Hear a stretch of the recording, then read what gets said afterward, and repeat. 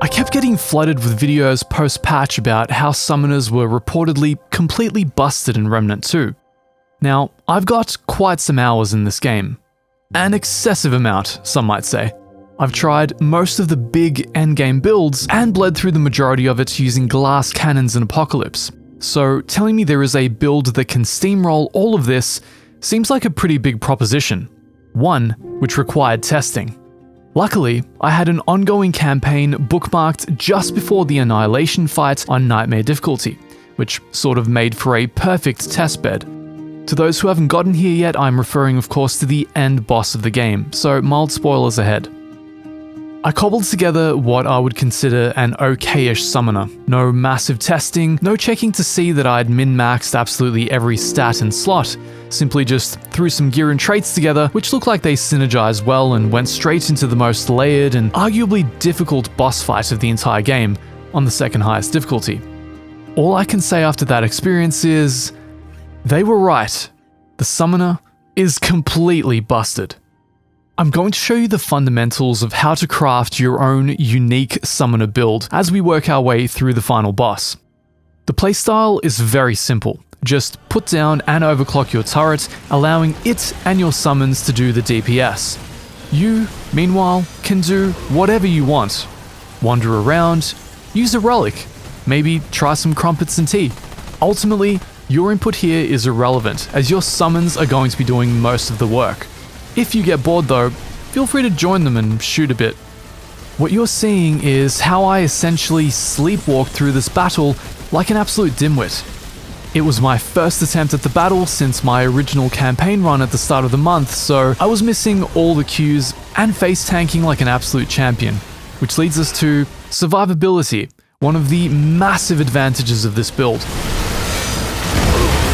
I was running Leto Mark II armor, with the exception of the Red Prince crown. Reason for this is that I wanted to keep my weight beneath Ultraflop, without taking up a ring or amulet slot to lower my encumbrance. This, combined with the amount of bulwark stacks the build generates, gave me very good, near-capped damage resistance. Also, the crown looks hilarious. The +10 to fashion offsets the lack of damage reduction easily. Speaking of hilarious, would you believe that nearly 99% of you who watch these videos aren't actually subscribed to the channel? I know, but it's fine, because the channel is only a week old, so I completely understand. But seriously, if even 10% of people subbed, it would help massively, and I would love to see you guys come on board. Back to survivability, we'll be popping the Shielded Heart relic in order to functionally double our health pool. Meanwhile, via the use of the Soul Link ring, our summons are going to be topping up our health in no time.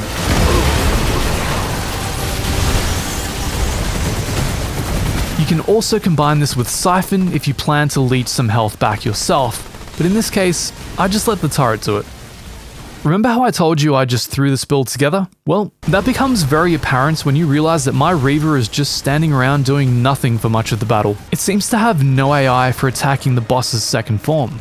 And this is one of the big caveats of summoner builds. The AI just isn't very good, so it's really just RNG as to whether or not they will do anything at all. Still, it's a testament to the quality of the build that, between just the turret and myself, I was still strolling through the final boss encounter.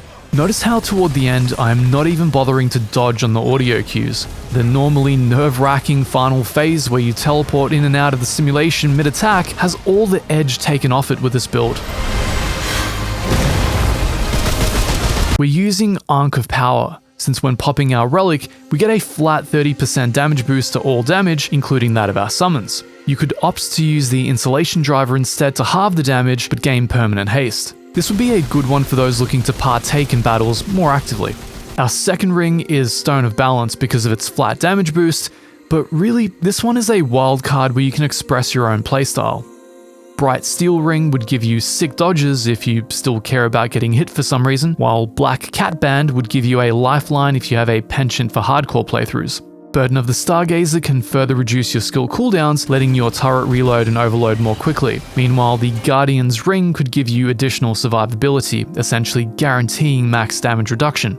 For weapons, I literally just threw in what I felt like using. Once again reminding you this is not an S tier build guide, but simply a showcase of how OP this build is and how little these fine decisions actually matter. You can literally just have fun with it.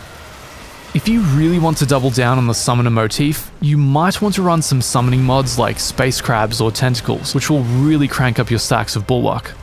All in all, the battle was over in about 3.5 minutes, as I stumbled around wondering what was going on half the time, with my summon not even attacking the boss for the other half. You could get this time way down if you applied yourself, but honestly, that's not even the draw card of this build. The advantage is that you can literally do it while your brain is AFK. There are even more survivable variants going around combining the medic with summoner, but for me, personally, as a glass cannon main, the kill time of the dual summoner is slow enough already. I don't mind dying here and there to watch enemies melt more quickly. And before we close out, because I know there will be people saying, build guides aren't valid unless you're in Apocalypse, here is a montage of my run through various bosses in Apocalypse last night to close us out. See you next time.